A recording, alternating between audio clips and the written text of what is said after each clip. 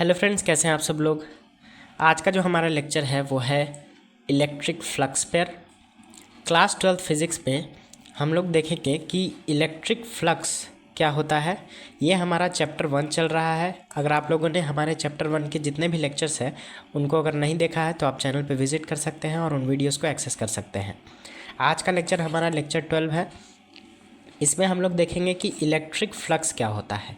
ठीक है, electric flux का डेफिनेशन, साथ ही साथ उसका फॉर्मूला देखेंगे, साथ ही साथ उसका एसआई यूनिट भी देखेंगे। ठीक है, इम्पॉर्टेंट ये है कि बोर्ड के एग्ज़ाम के पर्सपेक्टिव से ये बहुत ही ज़्यादा इम्पॉर्टेंट टॉपिक है। इससे बहुत सारे सवाल पूछते हैं, चाहे वो ऑब्जेक्टिव से रिलेटेड हो चाहे वो सब्जेक्टिव से रिलेटेड हो। ठीक है, सो सब्जेक्टिव में भी 2 मार्क्स का हो जाता है और 5 मार्क्स का भी इससे सवाल हो जाता है। अगर बात इसको प्रूफ करने का है तो आगे चल के हम लोग देखेंगे कि गॉसस लॉ को इलेक्ट्रिक फ्लक्स की मदद से ही हम लोग प्रूफ करते हैं। ठीक है, इलेक्ट्रिक फ्लक्स का जो यूज़फुलनेस है वो आगे कई सारे टॉपिक्स में होने वाला है, इसलिए ये एक फाउंडेशन है कि हम लोग पहले चैप्टर में इलेक्ट्रिक फ्लक्स को पढ़ रहे हैं। ठीक है, तो चलिए टॉपिक को स्टार्ट करते हैं। तो यहाँ पर हमारे पास इलेक्ट्रिक फ्लक्स होता क्या है, सबसे पहले इसको देखेंगे। So when an electric field lines of intensity E is going through an area A, then the electric flux through the area is defined as the dot product of electric field intensity and area vector A। कहने का मतलब हुआ कि अगर suppose किसी electric field में, यहाँ पे हम देख सकते हैं इस फिगर में कि ये जो हमारे पास इलेक्ट्रिक फील्ड है, इस तरीके से अगर इस इलेक्ट्रिक फील्ड के अंदर अगर हम एक एरिया को रख देते हैं, वो एरिया ज़रूरी नहीं है कि सर्कुलर ही हो, वो एरिया रेक्टेंगुलर भी हो सकता है, वो एरिया एक स्क्वायर भी हो सकता है, वो कैसा भी एरिया हो सकता है। सुविधा के लिए हम लोग यहाँ पे एक सर्कुलर एरिया लेते हैं। यहाँ पर सपोज़ हमारे पास एक एरिया है जो इस इलेक्ट्रिक फील्ड में रखा गया है। तो फ्लक्स क्या होता है कि जितना इलेक्ट्रिक फील्ड इस एरिया से होके जाएगा उतना ही ज़्यादा उस एरिया का फ्लक्स होगा। ठीक है, यानी कि वो इलेक्ट्रिक फ्लक्स होगा। तो सपोज़ हम लोग इसको एक एग्ज़ाम्पल से लेते हैं। सबसे पहले अगर हम लोग एक सिंपल सा एग्ज़ाम्पल लें लाइट का यहाँ पे, तो सपोज़ हमारे पास एक लाइट है, एक टॉर्च है जिससे कि इस तरीके से लाइट निकल रहा है। ठीक है, इस तरीके से लाइट निकल रहा है।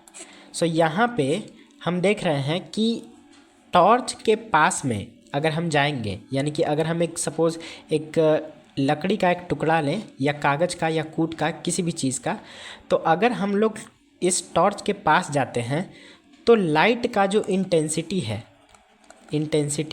तीव्रता, वो बढ़ जाता है। इंटेंसिटी कहने का मतलब कि इस एरिया से होकर अब ज़्यादा लाइट जाएगा इस तरीके से, और उसी एरिया को अगर हम लोग सपोज़ यहाँ पे रखते हैं तो अब इस एरिया से होके उतना ज़्यादा लाइट नहीं जाएगा, क्योंकि बहुत सारे लाइट्स जो हैं वो या तो ऊपर चले जाएंगे या तो नीचे चले आएंगे।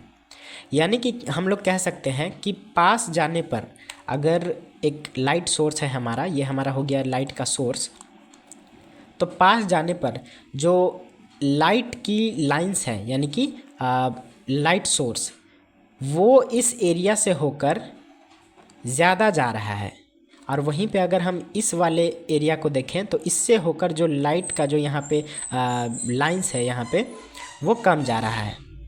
ठीक है, हम कहेंगे कि जो पहला वाला है हमारा, उसका जो इलेक्ट्रिक वर्ड का हम यूज़ नहीं करेंगे। इलेक्ट्रिक वर्ड का यूज़ हम तब कर सकते हैं जब वहाँ पे इलेक्ट्रिक फील्ड लाइंस जा रही हो। यहाँ पर लाइट है तो हम लोग सिंपली इसको कहेंगे फ्लक्स। तो हम कहेंगे कि फ्लक्स जो पहला वाला है वो ज़्यादा है, और दूसरा जो एरिया है हमारा, उससे जो फ्लक्स है, फ्लक्स 2, वो कम है। भले ही हम एरिया को एक समान रखें, लेकिन आगे पीछे करने पर जो लाइट्स हैं वो इन दोनों एरिया से अलग अलग रूप से जा रहा है। ठीक है, फ्लक्स एक तरीके का संख्या हो जाएगा हमारा कि कितना किसी एरिया से होकर वो लाइन जो है पास कर रहा है, वो लाइन जो है वो जा रहा है। ठीक है, अब ये चीज़ हम लोगों ने लाइट के लिए समझा। अब इसी को अगर हम लोग यहाँ पर इलेक्ट्रिक फील्ड लाइंस के लिए समझें कि किसी भी एरिया से होकर कितना इलेक्ट्रिक फील्ड लाइंस जा रहा है, यानी कि हम लोग इसको कहते हैं electric field lines. So going through, यहाँ पे लिखा हुआ है कि electric field lines of intensity E is going through an area A. So E intensity का electric field lines A area से होकर जा रहा है। तो उस केस में जो फ्लक्स होता है, सो फ्लक्स यानी कि इलेक्ट्रिक फ्लक्स, चूँकि ये एक इलेक्ट्रिक फील्ड लाइंस जा रहा है तो यहाँ पे हम लोग इसको लिखेंगे इलेक्ट्रिक फ्लक्स। हिंदी में इसको कहते हैं विद्युत फ्लक्स, विद्युत फ्लक्स। सो इस एरिया से होके विद्युत फ्लक्स जो होगा वो हो जाएगा इलेक्ट्रिक फील्ड और एरिया का dot product. So is defined as the dot product of electric field intensity and area vector A. So electric field भी एक वेक्टर क्वांटिटी है और आगे हम लोग देखेंगे कि एरिया का भी अपना एक वेक्टर होता है जो ठीक उसके परपेंडिकुलर होता है। ठीक है, सो इलेक्ट्रिक फील्ड और एरिया का जब डॉट प्रोडक्ट हम लोग करते हैं, डॉट प्रोडक्ट को हम लोग स्केलर प्रोडक्ट भी कहते हैं, हम लोग इसको ऐसे कह सकते हैं scalar product. So scalar product जब हम लोग कर देते हैं इलेक्ट्रिक फील्ड और एरिया का तो हमें मिलता है फ्लक्स। फ्लक्स को हम लोग जनरली इस वाले साइन से रिप्रेजेंट करते हैं, इसको कहते हैं फाई। ठीक है, phi. So phi is equal to, हम लोग इसको ऐसे भी लिख सकते हैं कि जो स्केलर प्रोडक्ट होता है उसमें दो क्वांटिटी के बीच में यानी कि दो वेक्टर के बीच में कॉस का रिलेशन होता है। सो फ्लक्स इज ऑल्सो हम लोग लिख सकते हैं ई ए कॉस थीटा। सो ये बहुत ही इंपॉर्टेंट फार्मूला है, आप लोग इसको नोट डाउन कीजिए, आप लोग चाहें तो इसका स्क्रीनशॉट ले सकते हैं। तो चलिए इसी में आगे बढ़ते हैं।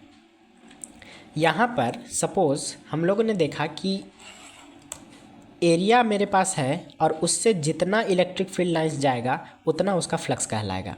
तो सपोज़ अगर हम लोग इसको ऐसे ले लें कि एक एरिया है हमारा, इससे 3 इलेक्ट्रिक फील्ड लाइंस जा रही हैं, मतलब रिप्रेजेंटेशन के लिए हम लोगों ने 3 लिया है, और एक एरिया है हमारा उससे होके काफ़ी डेंसली रूप से इलेक्ट्रिक फील्ड लाइंस जो है वो जा रही हैं, यानी कि टोटल 5।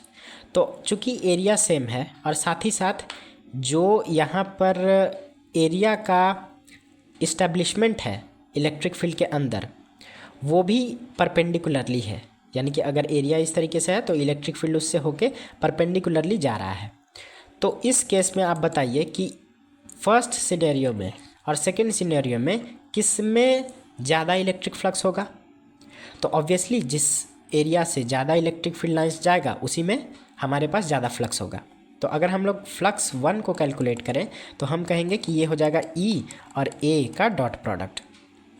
और यहाँ पे इलेक्ट्रिक फील्ड का इंटेंसिटी अलग है, सो इसको हम लोग कहेंगे यहाँ पे E1, और यहाँ पे इलेक्ट्रिक फील्ड का इंटेंसिटी अलग है तो इसको हम कहेंगे E2।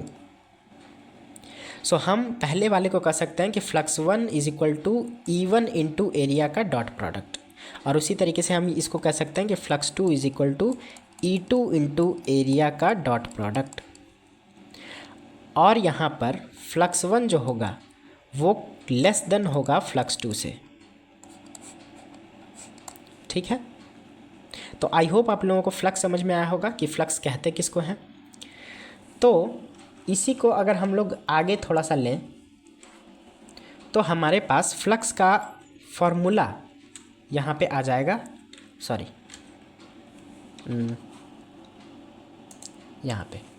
सो हम लोग देखेंगे कि इलेक्ट्रिक फ्लक्स में जो डिफरेंट सिचुएशंस होती हैं वो कौन कौन सा हो सकता है। डिफरेंट सिचुएशंस मीन्स हमारे पास यहाँ पर एरिया है A और इलेक्ट्रिक फील्ड है यहाँ पे इंटेंसिटी E। अब इस एरिया को ज़रूरी नहीं है कि हम लोग इलेक्ट्रिक फील्ड के हर बार परपेंडिकुलर ही प्लेस करें, ऐसा भी हो सकता है कि हम एरिया को थोड़ा झुकाकर प्लेस करें या उठाकर प्लेस करें। सो अलग अलग एंगल पे इलेक्ट्रिक फ्लक्स कितना होता है उसको हम लोग यहाँ पे देखने वाले हैं। तो सबसे पहले समझिए कि एरिया वेक्टर क्या होता है। एरिया वेक्टर, सो सपोज़ हमारे पास ये एक एरिया है, तो किसी भी एरिया के परपेंडिकुलर डायरेक्शन में उसका एक दिशा होता है जिसको हम लोग कहते हैं एरिया वेक्टर। ठीक है, तो सपोज़ अगर हम लोग इस एरिया को टेढ़ा कर दें, सपोज़ हम लोग इसको ऐसे कर दें, तो साथ ही साथ इसका जो एरिया वेक्टर है उसका डायरेक्शन भी चेंज हो जाएगा। लेकिन किसी भी स्थिति में जो एरिया होगा उसका एरिया वेक्टर से जो एंगल होगा वो परपेंडिकुलरली होगा, यानी कि 90 डिग्री। तो अगर इसको ये एरिया अगर थीटा डिग्री चेंज होता है तो उसका एरिया वेक्टर भी इस तरीके से चेंज हो जाएगा। सपोज़ हमारे पास ये एक इस तरीके का एक एरिया है और इससे होके हमें इलेक्ट्रिक फ्लक्स निकालना है। तो सबसे पहले तो हम इसका एरिया वेक्टर को निकालेंगे। तो एरिया वेक्टर ठीक इसके परपेंडिकुलरली ऊपर हो जाएगा, यानी कि जो समतल है हमारा इस तरीके से उसके ठीक परपेंडिकुलर डायरेक्शन में। ठीक है, एरिया ज़रूरी नहीं है कि वो प्योरली सर्कुलर हो या एलिप्टिकल हो, ज़रूरी नहीं है। साथ ही साथ एरिया का स्क्वायर होना भी ज़रूरी नहीं है और ना ही रेक्टेंगुलर होना। एरिया किसी भी साइज़ और किसी भी शेप का हो सकता है और उससे होकर हम लोग इलेक्ट्रिक फ्लक्स का कैलकुलेशन कर सकते हैं। तो आई होप आप लोगों को सबसे पहले एरिया वेक्टर समझ में आया होगा। अगर हमारे पास कोई एरिया है तो उससे परपेंडिकुलर डायरेक्शन में एक वेक्टर होगा जिसको हम लोग कहेंगे एरिया वेक्टर। हम लोग इसको ऐसे भी लिख सकते हैं कि अगर एरिया इस तरीके से कुछ है यहाँ पे, तो अगर सपोज़ यहाँ पे दो डबल एरिया है तो हम इसके परपेंडिकुलर डायरेक्शन में, ये एक्चुअली घुमा हुआ है, तो परपेंडिकुलर डायरेक्शन में हम लोग इसका एरिया वेक्टर ले सकते हैं। ठीक है, तो बहुत तरीके के एरियाज़ होते हैं, बहुत तरीके के साइज़ और शेप्स वाले एरिया होते हैं। हम लोग उन सभी पर अलग अलग क्वेश्चंस के थ्रू हम लोग इलेक्ट्रिक फ्लक्स का कैलकुलेशन करेंगे। ठीक है, तो हमारे पास सबसे पहला सिचुएशन यहाँ पर है कि जब एंगल जो बन रहा है वो 0 डिग्री बन रहा है। तो पहला एंगल हमारे पास जो बना है वो 0 डिग्री। अब 0 डिग्री कैसे? हम लोग यहाँ तो देख रहे हैं कि जो एरिया है यहाँ पर वो तो इलेक्ट्रिक फील्ड के परपेंडिकुलरली प्लेस है। तो ऑफकोर्स यहाँ पे एरिया जो है वो इलेक्ट्रिक फील्ड के जस्ट परपेंडिकुलरली प्लेस्ड है, यानी कि 90 डिग्री पे। लेकिन हमें जो थीटा लेना है वो एरिया और इलेक्ट्रिक फील्ड के बीच में नहीं लेना है, बल्कि एरिया वेक्टर और इलेक्ट्रिक फील्ड के बीच में लेना है। सो फ्लक्स अगर हमें यहाँ पर कैलकुलेट करना हो तो इलेक्ट्रिक फ्लक्स का फार्मूला हम लोग देखते हैं। इलेक्ट्रिक फ्लक्स तो यहाँ पे हो जाएगा flux is equal to E A cos theta. So यहाँ पर जो थीटा एंगल है वो इलेक्ट्रिक फील्ड और एरिया के बीच का एंगल है। ठीक है, सो अगर हम लोग यहाँ पर देखें तो इलेक्ट्रिक फील्ड भी जस्ट आगे की ओर जा रहा है और एरिया वेक्टर भी उसी डायरेक्शन में है जिस डायरेक्शन में इलेक्ट्रिक फील्ड जा रहा है। तो इस केस में हम लोग देख रहे हैं कि यहाँ पे जो एंगल बन रहा है ना वो थीटा इक्वल टू 0 डिग्री है। Of course they are parallel. So यहाँ पर इलेक्ट्रिक फील्ड लाइंस भी पैरेलल हैं और एरिया वेक्टर जो है वो भी पैरेलल है। सो दो पैरेलल वेक्टर्स के बीच में हम लोग जानते हैं एंगल जो बनता है वो 0 डिग्री बनता है। सो यहाँ पर जो इलेक्ट्रिक फील्ड और एरिया के बीच में एंगल बन रहा है वो 0 डिग्री है। सो इस केस को अगर हम लोग देखें तो यहाँ पे हो जाएगा फ्लक्स बराबर ई ए कॉस 0 डिग्री। तो ये आ जाएगा हमारा flux is equal to E into A into cos 0 का वैल्यू यहाँ पे होता है 1। सो यहाँ पे हो जाएगा फ्लक्स बराबर ई इंटू ए। ये आ गया उनके मैग्नीट्यूड का फॉर्म। सो इस केस में हम लोग देख रहे हैं कि जब एरिया को इलेक्ट्रिक फील्ड के परपेंडिकुलरली प्लेस किया जाता है तो उसका एरिया वेक्टर इलेक्ट्रिक फील्ड से 0 डिग्री बनाता है। यानी कि एरिया तो भले ही उस इलेक्ट्रिक फील्ड के परपेंडिकुलरली हो, लेकिन एरिया वेक्टर वो इलेक्ट्रिक फील्ड से 0 डिग्री बनाएगा क्योंकि वो खुद अपने एरिया का परपेंडिकुलर है। सो यहाँ पर हम लोग देख रहे हैं कि जब एंगल 0 डिग्री हो जाता है तो उस केस में इलेक्ट्रिक फ्लक्स का जो वैल्यू है ना वो मैक्सिमम हो जाता है। ठीक है, सो ये एक मैक्सिमम वैल्यू देगा हमें जब थीटा इक्वल टू 0 डिग्री होगा। तो आई होप आप लोगों को ये कंडीशन समझ में आया होगा। साथ ही साथ चलिए अलग अलग एंगल्स पे हम लोग देखेंगे कि कितना उसका फ्लक्स बन सकता है। तो सेकेंड सिचुएशन है हमारा थीटा इक्वल टू 30 डिग्री का। अब सपोज़ हम क्या करते हैं कि इस एरिया को कुछ एंगल से हम लोग इसको रोटेट कर देते हैं। सो हमारे पास सबसे पहला जो यहाँ पे सिचुएशन था वो 90 डिग्री का था, ठीक है। 90 डिग्री करने का मतलब एक्चुअली में 0 डिग्री का था, 90 डिग्री तो हम लोगों ने उसको प्लेस किया था इस तरीके से। लेकिन एरिया और इलेक्ट्रिक फील्ड, ये इलेक्ट्रिक फील्ड हो गया और ये एरिया, इसके बीच में पहले 0 डिग्री बनता था। अब इसके बीच में जो एंगल बन रहा है वो 30 डिग्री है, क्योंकि हम लोगों ने इसको हल्का सा इस तरीके से ये मोड़ दिया है, तो ये 30 डिग्री से ऐसे झुक गया। तो जब कोई इलेक्ट्रिक फील्ड इस झुके हुए एरिया से होकर जाता है, जिसका इलेक्ट्रिक फील्ड और एरिया वेक्टर के बीच का एंगल 30 डिग्री हो, तो उस केस में हम लोग जो इलेक्ट्रिक फ्लक्स निकालेंगे, इलेक्ट्रिक फ्लक्स, तो इलेक्ट्रिक फ्लक्स हमारा हो जाएगा phi equal to E A cos 30 degree. अब कॉस 30 का वैल्यू हम लोग जानते हैं कि जो फ्लक्स हो जाएगा एट 30 डिग्री वो हो जाएगा ई इंटू ए, और कॉस 30 का वैल्यू होता है √3/2। सो यहाँ पे इसलिए फ्लक्स 30 हम लोग लिख सकते हैं, मतलब flux at the 30 degree angle वो हो जाएगा √3/2 ई इंटू ए, ठीक है। सो आई होप आप लोगों को ये कॉन्सेप्ट समझ में आया होगा कि कैसे हम लोग अलग अलग एंगल पे फ्लक्स को निकाल रहे हैं। ऑब्वियसली ये जो फ्लक्स है वो कम होगा मैक्सिमम फ्लक्स से, यानी कि जो फ्लक्स 90 डिग्री पे हमें मिल रहा है यहाँ पर, सॉरी 0 डिग्री पे मिल रहा है, वो फ्लक्स हमें 30 डिग्री पे नहीं मिलेगा, उससे कुछ कम मिलेगा। क्योंकि हम लोग जानते हैं कि जो कॉस 30 का वैल्यू है वो कॉस 0 डिग्री के वैल्यू से कम होता है। कॉस 0 डिग्री का वैल्यू होता है 1 और कॉस 30 का वैल्यू होता है √3/2, ये 1 से कम है। सो यहाँ पे अगर हमको लिखना हो तो हम लिखेंगे कि flux at 0 degree is greater than flux at 30 degree, ठीक है। यानी कि 0 डिग्री पे मिलने वाला फ्लक्स 30 डिग्री पे मिलने वाले फ्लक्स से यहाँ पे कम होता, ज़्यादा होता है। सो अब इसी एरिया को हम लोग इलेक्ट्रिक फील्ड के अंदर 45 डिग्री पे प्लेस करेंगे। तो जब हम लोग थर्ड सिचुएशन यहाँ पे देख रहे हैं कि जब हम लोग एरिया को 45 डिग्री पे प्लेस कर रहे हैं, तो उस केस में आप देखिए कि इलेक्ट्रिक फील्ड तो ऑब्वियसली एरिया से होके जाएगा, लेकिन इस बार क्या है कि वो और भी ज़्यादा झुक गया है। तो इस केस में हम देख रहे हैं कि इलेक्ट्रिक फील्ड की जो रेखा है और एरिया वेक्टर का जो रेखा है, उन दोनों के बीच में 45 डिग्री का एंगल बन रहा है। सो अगर हम लोग यहाँ पे इलेक्ट्रिक फ्लक्स को कैलकुलेट करें, सो इलेक्ट्रिक फ्लक्स, तो ये हो जाएगा flux is equal to electric field E into A into cos 45, और कॉस 45 का वैल्यू होता है, so 545 is equal to E into A into 1/√2, ठीक है। सो यहाँ पे 1/√2, सो फ्लक्स एट 45 डिग्री यहाँ पे हो जाएगा EA/√2, ठीक है।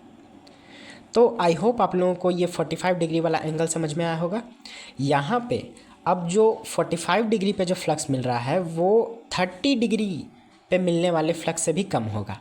यानी कि अगर हमको यहाँ पे फिर से लिखना हो कि फ्लक्स एट 0 डिग्री, तो वो ज़्यादा होगा फ्लक्स एट 30 डिग्री से, और फ्लक्स एट 30 डिग्री ये ज़्यादा होगा फ्लक्स एट 45 डिग्री से, ठीक है। यानी कि एंगल बढ़ता जाएगा तो फ्लक्स जो होगा वो धीरे धीरे धीरे घटता जाएगा। तो इस पॉइंट को भी आप लोग नोट डाउन कीजिएगा, ठीक है। तो चलिए अब फोर्थ पॉइंट पे चलते हैं। यहाँ पर जो थीटा बराबर है हमारा 60 डिग्री, सो 60 डिग्री पे प्लेस करेंगे तो यहाँ पे जो इलेक्ट्रिक फ्लक्स आ जाएगा हमारा इस कंडीशन में, वो आ जाएगा flux at 60 degree is equal to E into A into cos 60 degree. So ये आ जाएगा flux 60 degree is equal to E into A into cos 60 का वैल्यू होता है 1/2। सो फ्लक्स 60 डिग्री बराबर हो जाएगा EA/2, ठीक है। सो ये वाला जो होगा हमारा फ्लक्स एट 60 डिग्री, ये बाकी उन सभी एंगल से कम होगा ऑब्वियसली।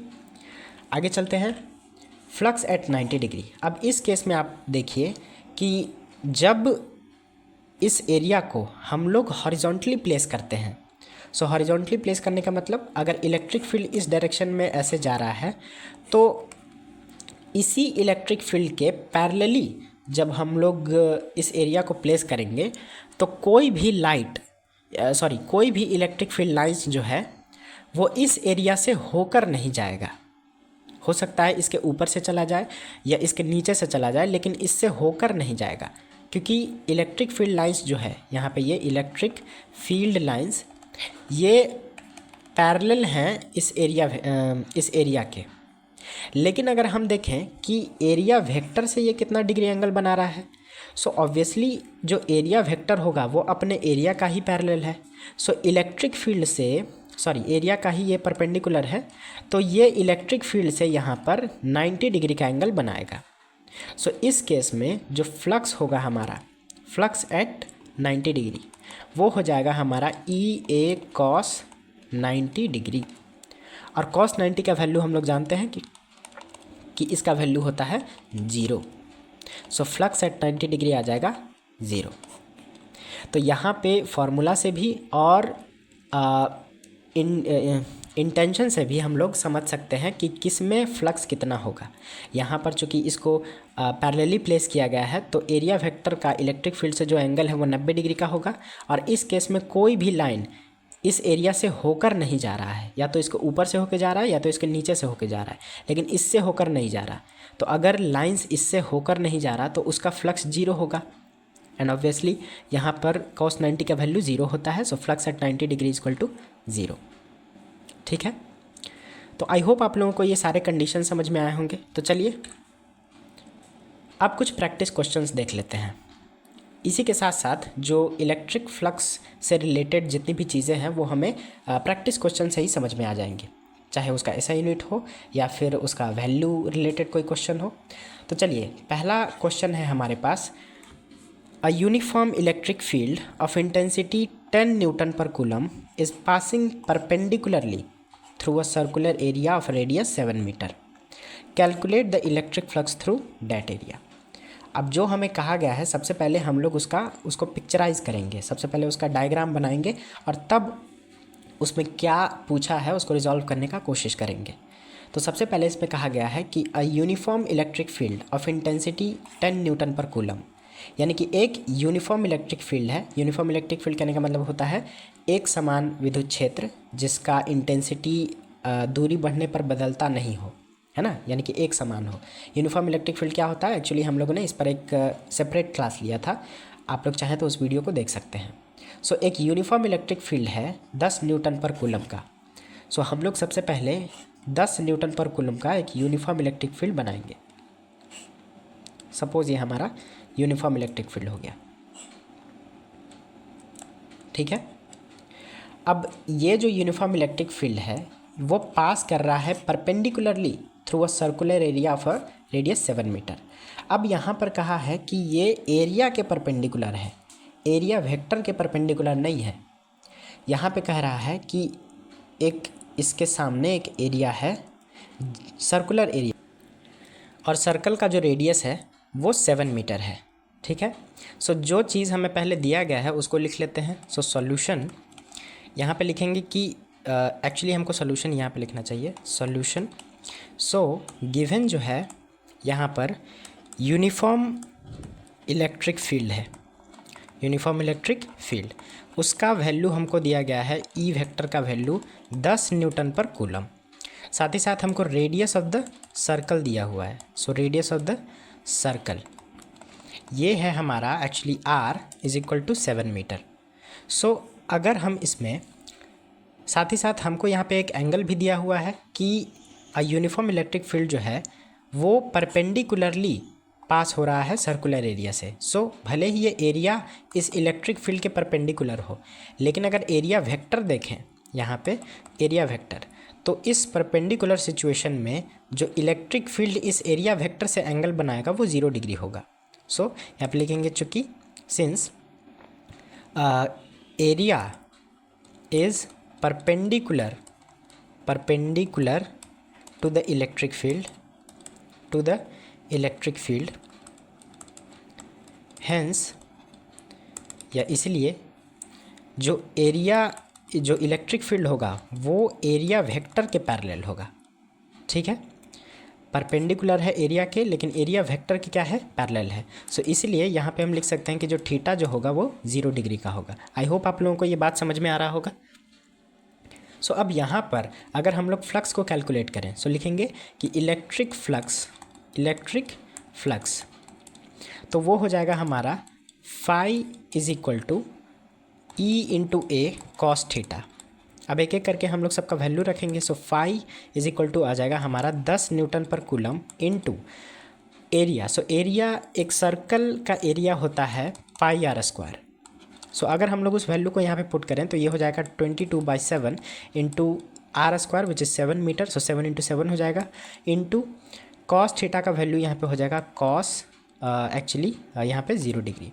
सो कॉस 0 डिग्री का वैल्यू होता है यहाँ पे 1। सो अगर हम लोग इसको थोड़ा कैलकुलेट करें तो यह आ जाएगा 7 से 7 कट जाएगा, और जब आप इसको मल्टीप्लाई करेंगे तो इसका आपके पास वैल्यू आ जाएगा कि फ्लक्स बराबर 22 इंटू 7 यहाँ पर हो जाएगा 7 2 ज़ा 14 और 7 2 ज़ा 14, सो 154 और फिर 0। सो फ्लक्स का मेरा इतना वैल्यू आ गया। अब यहाँ पर हम इसको थोड़ा सा ऐसे साइड में लिख देते हैं कि फ्लक्स इज इक्वल टू, इससे होकर जो फ्लक्स आ रहा है वो आ रहा है 1540।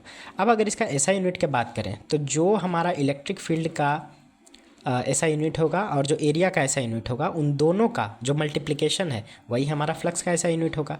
तो ये एक्चुअली हो जाएगा न्यूटन पर कूलम, जो कि इलेक्ट्रिक फील्ड का ऐसा यूनिट है which is Newton per coulomb. और जो हमारा एरिया है, तो एरिया ये तो रेडियस हो गया हमारा मीटर, लेकिन एरिया का जो ऐसा यूनिट होता है वो मीटर स्क्वायर होता है। ठीक है, सो यहाँ पे हो जाएगा metre square. So newton metre square by coulomb square. तो आई होप आप लोगों को ये सवाल समझ में आया होगा। हर बार आपको इतना सेंटेंस लिखने का ज़रूरत नहीं है, ये पहला क्वेश्चन था इसलिए हम आपको सेंटेंस लिखने का ज़रूरत पड़ता है। ठीक है, तो चलिए क्वेश्चन 2 की तरफ बढ़ते हैं। क्वेश्चन 2 में हमारे पास यहाँ पर है a uniform electric field of intensity 14 newton per coulomb is going through the area of a length 4 meter and breadth 6 meter. By making an angle of 30 degree, calculate the electric flux through that area. अब यहाँ पे आपको कहा गया है कि एक uniform electric field है जिसका इंटेंसिटी 14 न्यूटन पर कूलम है। सो यहाँ पर सबसे पहले हम लोग एक यूनिफॉर्म इलेक्ट्रिक फील्ड लगाएंगे। सो ये हो गया हमारे पास लाइंस। सो सॉल्यूशन, इस यूनिफॉर्म इलेक्ट्रिक फील्ड का जो इंटेंसिटी है वो है 14 न्यूटन पर कूलम। इस यूनिफॉर्म इलेक्ट्रिक फील्ड में एक एरिया है जिसका, एक रेक्टेंगुलर एरिया है जिसका लंबाई जो है वो 4 मीटर है और जो चौड़ाई है वो 6 मीटर है। तो हम लोग चाहें तो इसको ऐसे लग सकते हैं कि ये हमारा हो गया एरिया एक्चुअली इस तरीके से। ठीक है, सो ये हो गया हमारा एरिया,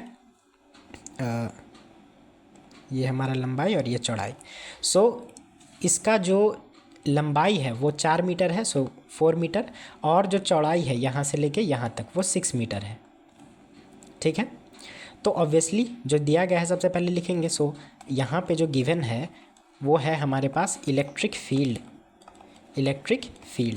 यानी कि intensity of electric field. So E vector is equal to दिया गया है 14 न्यूटन पर कूलम। साथ ही साथ हमें दिया गया है डायमेंशंस। ठीक है, सो अगर हम लोग इसको डायरेक्ट लिखें तो लिखेंगे एरिया ऑफ रेक्टेंगल वो हो जाएगा हमारा length into breadth which is 4 metre into 6 metre. So ये हो जाएगा 24 मीटर स्क्वायर। ठीक है, अब यहाँ पे ये भी कह रहा है कि जो प्लेन है हमारा वो इस इलेक्ट्रिक फील्ड से 30 डिग्री का एंगल बना रहा है, यानी कि इसके और इसके बीच में एक्चुअली 30 डिग्री है। सो ये प्लेन एक्चुअली इस यूनिफॉर्म इलेक्ट्रिक फील्ड में कुछ झुकी हुई है और जो एंगल है उसका वो इस तरीके से, तो इसके एरिया वेक्टर का जो इलेक्ट्रिक फील्ड के साथ एंगल है वो 30 डिग्री है। सो यहाँ पे angle between E and A, E vector and A vector वो है वो 30 डिग्री है।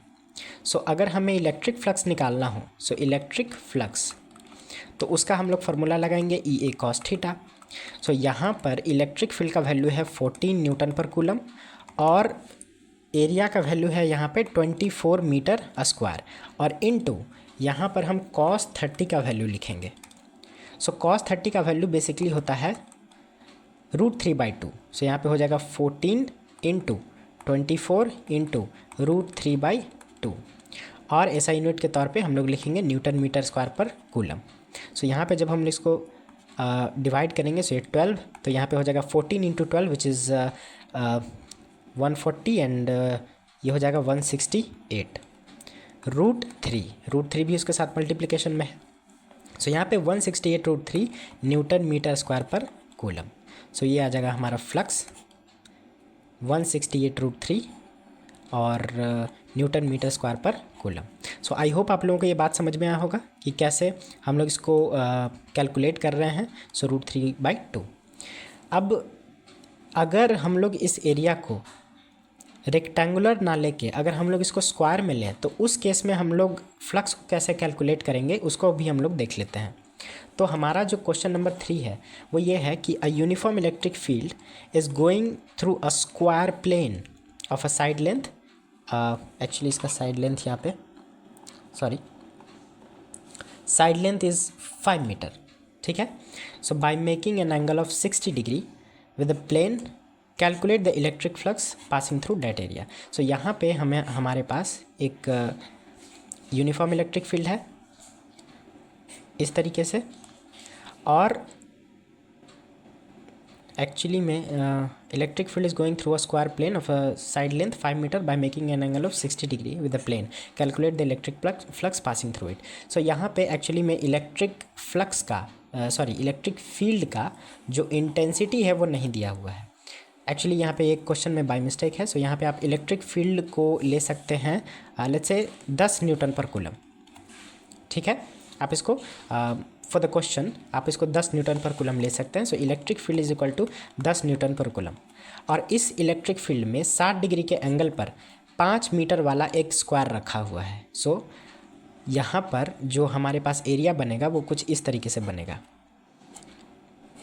ठीक है। सो ये हमारा हो गया प्लेन जो कि जिसका एरिया वेक्टर इलेक्ट्रिक फील्ड से टोटल 60 डिग्री बनाता है। तो इस केस में आपको बताना है कि फ्लक्स कितना होगा। सो इस तरीके से बताना है कि इस प्लेन से होके कितना फ्लक्स जाएगा, यानी कि जो हमारा E/A का वैल्यू है वो कितना होगा। सो यहाँ पे इलेक्ट्रिक फील्ड का जो वैल्यू दिया हुआ है वो है 10 न्यूटन पर कूलम। साथ ही साथ जो साइड लेंथ वो हमारा दिया हुआ है 5 मीटर। सो फ्लक्स जो यहाँ पे हो जाएगा वो हो जाएगा E/A cos थीटा। सो और थीटा भी हमारा यहाँ पे दिया हुआ है 60 डिग्री। सो उस केस में हम लोग इलेक्ट्रिक फील्ड का वैल्यू लिखेंगे 10 newton per coulomb. Area which is square of area is just a side square. So यहाँ पे हो जाएगा 5 मीटर का स्क्वायर और इनटू cos थीटा का वैल्यू हो जाएगा cos 60। सो अगर हम लोग इसको कैलकुलेट करें तो ये हो जाएगा 10 newton per coulomb into 25 metre square और इनटू cos 60 का वैल्यू होता है 1/2। सो 1/2 से अगर हम लोग इसको डिवाइड करें सो ये हो जाएगा 5, यहाँ पे ये आ जाएगा 125 newton metre square by coulomb. So ये आ गया हमारा फ्लक्स का वैल्यू, ठीक है। सो आई होप आप लोगों को ये क्वेश्चन समझ में आया होगा। आप लोग फ्लक्स से रिलेटेड जितने भी टॉपिक्स हैं आप लोग उसको कवर कीजिए और जितने भी क्वेश्चंस हैं उनको सॉल्व करने का कोशिश कीजिए, ठीक है। तो चलिए मिलते हैं अगले वीडियो में, तब तक के लिए धन्यवाद।